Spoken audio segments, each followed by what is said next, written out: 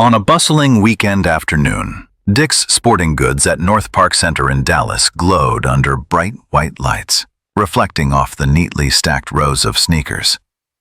The air was a jumble of sounds, the bounce of basketballs being tested in the display area, the shuffle of sneakers on the polished floor, and the chatter of children pleading with their parents to buy them something. Amid that atmosphere, Maya Carter, a 12-year-old girl with neatly braided hair, stood in the athletic shoe aisle with her best friend, Bella Torres. The two girls chatted excitedly about school, boring PE classes, and their dream of owning the newly released Nike Air Max. For Maya, those shoes weren't just sneakers. They were a way to feel cooler at school, to keep from being teased for wearing old ones. As she laughed and turned the shoebox in her hands, Maya blurted out, her voice filled with pride yet so natural it seemed like a throwaway detail. "My mom's picking me up a little late today. She's still at Fort Cavazos. My mom's in the Special Forces, so her schedule is always unpredictable." Bella's head snapped up, her eyes wide. "Wait, you mean your mom's really military? Not like admin staff or a nurse, but an actual combat soldier?" Maya shrugged, smiling as if she'd just stated something ordinary. "Yeah, she's Sergeant Major Alicia Carter. Just got back from an overseas deployment last week." To Maya, those words were nothing unusual. They were simply part of her life. Nights without her mom at home, hurried letters written in pencil, and the glass case in the living room crowded with medals. But under the cold fluorescent lights of the store, her words rang out like a boast that didn't quite belong. And seconds later, they became a spark. From the sportswear section came a sharp, cutting laugh. It wasn't warm or friendly, but mocking, designed to slice a child's confidence into pieces. The man who laughed was Officer Mark Ellison, a Dallas cop off duty wearing jeans and a Carolina Panthers t-shirt with his badge clipped loosely to his hip like an accessory. He strolled closer, shaking his head with a smirk. "Special Forces, huh? Come on, kid. I've been in the field for 20 years. The once bustling Dick's Sporting Goods suddenly fell into a lull, as if the entire space had been sucked into the void that had just opened. The mocking laughter of Officer Ellison still echoed in Maya's ears, cutting deeper than any blade. He stood there, leaning casually against the row of Under Armour hoodies, his tone half joking, half taunting. "You know, kids make stuff up for fun all the time. My son used to say his dad was Spider-Man. Cute, sure, but obviously not true." Those words landed heavily. Spider-Man. Fairy tales. Maya's entire world, those nights waiting for her mother's call from overseas, those mornings gazing at medals glinting in the sunlight, was suddenly dismissed as nothing more than a childish fantasy. Her cheeks burned, her ears turned crimson. She wanted to fight back, to scream, "No, my mom really is Special Forces!" But her throat tightened, as if an invisible rope was choking her words. Around her, shoppers began lingering longer than necessary. A woman pushing a cart piled with children's socks pretended to browse, but her eyes stayed locked on the scene. One teenage boys near the checkout leaned in, whispering to each other, hands covering their mouths but eyes glittering with curiosity. An older woman with a large handbag resting on a shoe bench looked up and watched, her gaze full of discomfort. No one spoke up. No one confirmed Maya's words. The silence weighed heavily than the mockery. Bella, Maya's best friend, took half a step back and whispered, barely audible, "Maya, just let it go. He doesn't know anything. Let's wait for your mom outside." But Maya didn't move. The worn sneakers on her feet felt glued to the polished tile floor. This wasn't just teasing. This was her mother's honor, everything she had ever carried in her heart with pride. Because it's the truth. Her voice trembled, but it was clear. The answer made Officer Ellison laugh again, louder this time, as if he had just heard the funniest joke of the afternoon. He spun around deliberately, sweeping the bystanders into his impromptu audience. "See? Classic vow. You're wrong. You'll see."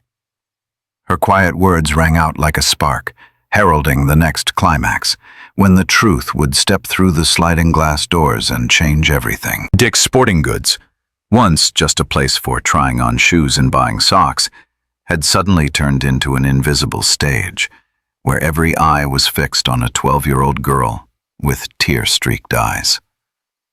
Amaya stood there, fists clenched tight, palms slick with sweat.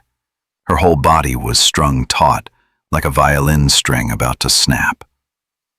Around her, whispers spread quickly. Could it be true? Look at her face. Kids make things up all the time. But why is that cop laughing so hard then? Each murmur pierced Amaya's skin like a needle. She wanted to scream, to pour out everything she'd seen. The letters her mother had sent from the Middle East, the half-year stretches of absence, the glass case on the living room wall filled with shining medals. But her lips were parched, her throat tight. Officer Ellison reveled in the moment. He folded his arms across his chest, tilting his head like a judge doling out a verdict. The smirk carved into his face weighed down on the heart of a child. "Listen, kid," his voice dropped, low enough for the circle around them to hear clearly. "I'm sure your mom is hardworking, a good woman. But Green Berets, Special Forces, that's the stuff of soldiers I've met in combat. And trust me, they never looked like your mom." The last sentence froze the air. The woman with the shopping cart stopped in her tracks, frowning. A teenage boy nodded slowly, as though Ellison had just delivered irrefutable proof. Amaya swallowed hard. She knew exactly what he meant. Gender, skin color. In his eyes, her mother, a black woman, could never possibly fit the picture of the war hero he had built in his mind. Bella, Amaya's best friend, trembled as she stepped in, her voice cracking with anger. "You don't know anything about her mom. I've seen the photos, the medals. She's real." But Ellison let out a dry laugh, one that reduced the courage of a child to nothing. "Photos? Anyone can buy a surplus uniform. Pictures prove nothing, kid." Bella fell silent, her eyes glistening as if she might cry on her friend's behalf. And Amaya herself felt fury mix with pounded like a drum. Her vision blurred with tears, but she still forced the words out, each one sharp as glass. "You will see." The entire store sank into suffocating silence. No one waited out of faith in her, but out of curiosity, to see how this performance would end. Amaya didn't know that, at that moment, the sound of steady footsteps echoed in the mall's corridor. The firm, deliberate thud of combat boots striking polished tile. Unmistakable. Resolute. An arrival that was about to shatter the oppressive air of the store. The sound of steady footsteps echoed from the mall's corridor. They weren't hurried, nor was the random shuffle of shoppers. They were the measured strides of a soldier, each step firm, resolute, as if striking rhythm against the polished tile to declare to the world, "I am coming." The sliding glass doors of Dick's Sporting Goods parted, letting in a draft from the food court, tinged with the smell of pizza and distant chatter. But in that moment, all other sounds seemed to recede, making way for the tall figure in a camouflage uniform advancing inside. Nicole Richardson, Sergeant Major with over 2 decades of service, entered without needing a single word of introduction. Light glinted off her badges, the rank insignia gleaming under fluorescent lamps. Her left arm held a neatly folded beret, her right hand rested naturally at her side. She didn't need to raise her voice or posture. Her mere presence was enough to make those nearby instinctively step aside. Amaya spotted her mother first. Her mouth fell open, her heart leapt into her throat. Every ounce of humiliation, shame, and anger crushing her only moments ago suddenly drained away, replaced by a flood of warmth. Hope. But along with that joy came fear. Her mother was watching. She would know everything. And this moment, truth and hurt intertwined, was no longer just a standoff between a child and a sneering man. It had become a test of dignity in front of dozens of watching eyes. Officer Colton Ellison saw her too. At first he held on to his crooked smile, assuming she was just another parent. But when his eyes caught the insignia on her chest, the rank on her sleeve, and Nicole's calm, steely gaze, that smile faltered. He tried to mask it, but a flicker of unease betrayed him. Amaya's voice broke the silence, bursting out, "Mom!" The word rang through the store like the opening bell of a fair fight. Even the bystanders who had been secretly recording lifted their phones higher, lenses now fixed on the woman who had just entered. Nicole closed the distance with steady steps that resounded in the air and placed a firm hand on her daughter's shoulder. The touch was gentle, but it sent a shiver through her. "Here. That's what you call a joke?" The question landed like a hammer of steel, shattering the false confidence Ellison had worn. He swallowed hard, eyes shifting aside. Once passive spectators, the crowd now exchanged glances, nodding and murmuring. No one laughed anymore. Beside her, Amaya looked up at her mother, her chest swelling with pride. All the humiliation she had endured only moments ago was washed away instantly. The world might mock her, but the truth could not be twisted as long as her mother stood there. No one in the store knew that the real confrontation was only beginning. The air inside Dick's Sporting Goods seemed frozen in place. The background music still drifted from the ceiling speakers, but no one heard it anymore. Every eye was locked on a single scene, a mother in uniform facing down an off-duty police officer. Nicole Richardson did not rush, did not flare with anger. She stood tall, shoulders steady, one hand resting lightly on her daughter's shoulder. Yet that calmness made everything tenser, like a violin string pulled to its breaking point. "You laughed in my daughter's face," Nicole said, her voice even, slicing through the silence like a blade. "Why?" Ellison instinctively shifted back half a step, then forced a nervous smile, scratching the back of his neck. "Like I said, just a misunderstanding. I thought the kid was imagining things. Children do that sometimes." Nicole tilted her head, eyes sharp as steel. "Imagining? Did you actually hear what she said? She said I serve in the special forces, and instead of asking, instead of listening, you chose to laugh, turning truth into fabrication. You even made my child cry in front of strangers. That isn't a misunderstanding. That's disrespect." The words dropped heavy into the air. A few people in the crowd nodded subtly. Whispers began to stir. Ellison tried to claw back authority. Now, I didn't mean disrespect. It's just, honestly, I've never seen a woman, someone like you, in the special forces. I thought. Nicole cut him off instantly, her tone still low but iron hard. "You thought what? That women can't stand in these ranks? That people of color wear this uniform? Or that when the truth doesn't fit your narrow expectations, you have the right to laugh to protect your prejudice?" A ripple of murmurs spread through the onlookers. The woman clutching a bargain bin shopping cart said aloud, "She's right. A teenager near the checkout muttered, "Unbelievable. She really is Special Forces." Ellison's confidence drained. His eyes darted around searching for support, but all he saw were dozens of raised phones, capturing every movement, every word. He wasn't just facing a mother, but its resonance sent a chill through everyone listening. "No, Officer Ellison. You don't apologize because she felt offended. You apologize because you offended her."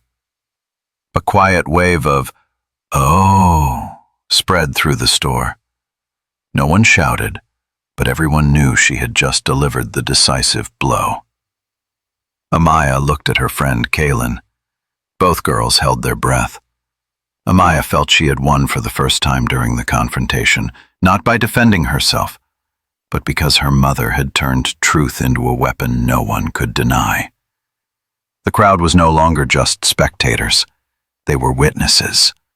Witnesses silently siding with the soldier in uniform and the child who had dared to speak the truth. The store was now dead silent, the only sound the faint hum of the air conditioning overhead. Every eye was fixed on one point.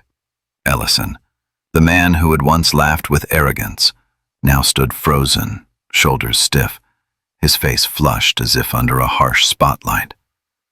Nicole did not rush. She let silence do its work, forcing the truth to take form.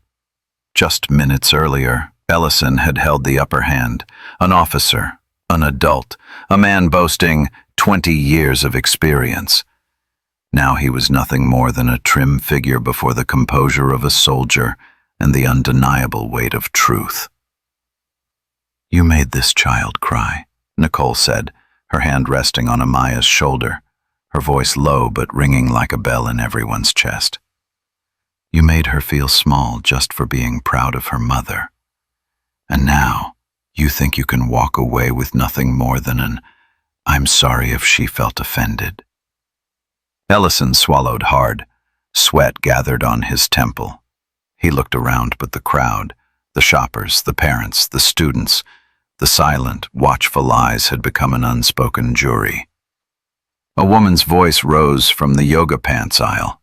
"He needs to apologize to her, directly." A man in a baseball cap nodded firmly. "That's right, not some half apology." Ellison felt the walls of silence closing in. He drew a long breath, his voice hoarse. "Amaya, I'm sorry. I was wrong. I shouldn't have mocked you. You spoke the truth and I refused to believe it. That was my fault." The words landed heavy but genuine. The entire store seemed to exhale at once. Amaya straightened her back. Tears still clung to her lashes, but they were tears of release this time. She looked at him, then at her mother. Nicole gave a subtle nod as if to say, "You've won with the truth." But Nicole wasn't finished. She turned, her voice clear and commanding, this time addressed to everyone present. "Remember this. A child should never be made into a joke for daring to speak the truth, especially when that truth is nothing more than pride in their own parent." Her words carved into the air like steel. Heads nodded, and then a few hands clapped. Soon When the applause faded, the air in the store was still heavy but now filled with emotion. Shoppers began to drift away, yet many eyes still glanced back at the mother and daughter, not with curiosity anymore, but with quiet respect. Amaya stood there, her small hand clutching Kaylin's tightly, her eyes still red from tears, but something new had been lit inside her. The weight of humiliation, doubt, and dismissal that had pressed on her like a stone was gone. In its place was pride, belief, and a quiet strength. Nicole bent down so her face was level with her daughter's, her gaze stern and full of love. "Amaya," she said, her voice low but resonant, "there's one thing you must remember. Truth doesn't need anyone's permission to exist. But sometimes, The one who speaks the truth has to endure laughter, doubt, even insults. You just lived through that. And you stood firm. Amaya swallowed hard, her throat tight, but her eyes shone bright. But Mom, I was scared. I thought I made everything worse. Nicole shook her head, a gentle smile softening her face, warmer than the hundreds of fluorescent lights overhead. No, sweetheart. You made everything better. If you had stayed silent, Ellison would still believe he was right, that what he mocked was nothing but a child's fantasy. But because of you, everyone in this store saw one thing clearly. Never underestimate the truth, no matter if it comes from a child. Her mother's words etched themselves into Amaya's heart. The girl nodded, eyes brimming, but her lips curved into a smile. Kaylin squeezed her hand tighter, whispering, "You don't even know, Amaya. You just taught everyone a bigger lesson than anything I've ever learned at school this year." And not just Kaylin.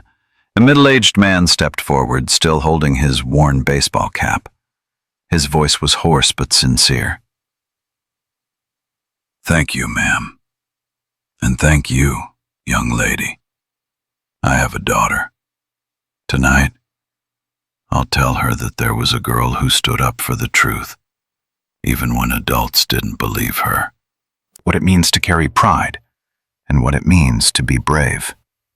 The store had returned to normal, but the world would never be the same for Amaya. As Nicole, Amaya, and Kaylin stepped out of the store, the light from the shopping mall spilt across the polished glass panels. The air seemed more straightforward, not because the place had changed, but because the weight of truth had finally been set down. But they didn't know that the moment had already been captured from multiple angles.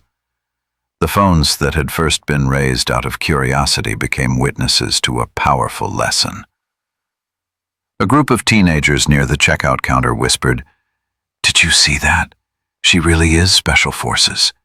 And the girl, my God, the girl didn't back down." The other nodded vigorously. "I got it all on video. I'm posting it right now. People need to see this happened for real." Within hours, TikTok and Instagram were ablaze. The short clip of Officer Reeves mocking Amaya, only to be put in his place by Nicole, exploded online. Headlines read, "When a truth and the whole store fell silent until her mother walked in. Deflate a laugh at a child's pride, this is why." Millions of views poured in. In the comments, thousands condemned Reeves's behavior, but even more admired Amaya. One top comment read, "That child did what so many adults wouldn't dare.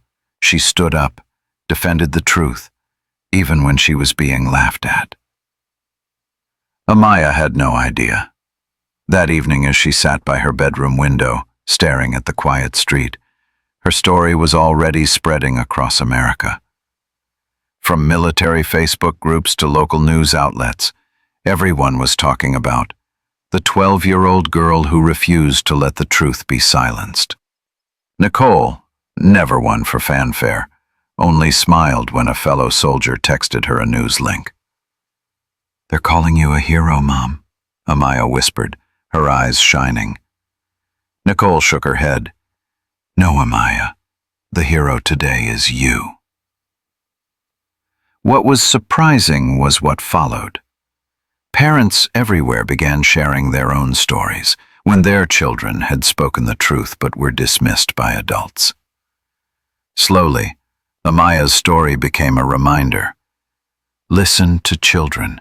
Sometimes they are braver than we are. And as for Reeves, the video was shown to him before a disciplinary board. No one cared about his excuses. News of the incident at the sporting goods store in Charlotte did not stop at the level of a viral clip. Within 24 hours, it made the evening news on several local TV stations. Anchors used powerful phrases. A 12-year-old girl stood up to defend the truth, even when dismissed by a police officer. The mother, when a mother in uniform walked in and changed everything. Viewers at home, in cafes, or scrolling on their phones during lunch breaks shivered as they watched the footage. Amaya trembling but still standing tall, and then Nicole entering in full uniform, light catching every insignia, silencing the entire store. Veterans on social media quickly weighed in. I've served alongside women like Nicole. Never underestimate them. The girl deserves to be called braver than half the adults I've ever met. Monday morning at Amaya's school started differently. She expected to lower her head at whispers, but instead, classmates rushed to pat her shoulder, praise her, even saying, "You gave me the courage not to hide my family's story anymore." In the school assembly that morning, the principal dedicated a few minutes to the event. We often say students must learn to listen to teachers, but Amaya's story reminds us that adults must also learn to listen to children. The entire hall erupted in applause. Meanwhile, Nicole's phone buzzed with messages from comrades and former commanders. A friend she had served with in Afghanistan wrote, "You fought many battles, but the most beautiful victory was the one you won for your daughter."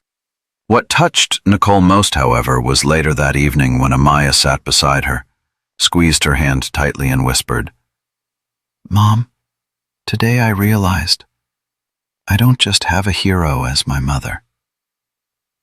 I can be strong like you too." Nicole paused for a second, then embraced her daughter. Strength isn't about wearing a uniform or carrying medals. Strength is when you hold on to your truth, even when everyone around you doubts it. And today, you did just that. The incident at the store ended, but its echoes carried far. For Amaya, it was the day she learned that truth doesn't need magic, only the courage not to step back. For Nicole, it was proof that no heart brave enough to hold it. And thanks to her mother, an entire store learned that respect costs nothing, but its absence can wound deeply. This story isn't just Amaya's. It's the story of all of us, those who have been doubted, overlooked, yet still stood tall with our truth. If you believe truth and courage deserve to be heard, hit like, subscribe, and share this video. Because who knows, you might be the inspiration someone else needs to find a reason to stand firm in their own story.